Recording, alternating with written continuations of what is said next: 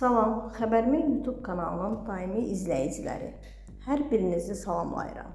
Kanala abunə olub, videoları bəyənməyi unutmayın. Mətanət hegemon idi, sözünü deyirdi. İndiyə kimi mən var idim. Görək bundan sonra necə edəcək. Demokrat az xəbər verir ki, müğənni Manaf Ağayev tarixin bir günü verilişində həmkarı Mətanət Əsədova ilə küslü olduğunu söyləyib. Onun haqqında çox danışmayacağam, zamanı gələndə hər şey bilinəcək. Ona sual verirsən ki, 3 müğənni qayıdır, başqa müğənni yoxdur. Məndən ötürü ağlaya-ağlaya efirə gələn adam nə etdi? Mən də onun üçün ölümə, söz-söhbətə getmişəm. Bir efirdə söhbət olmuşdu.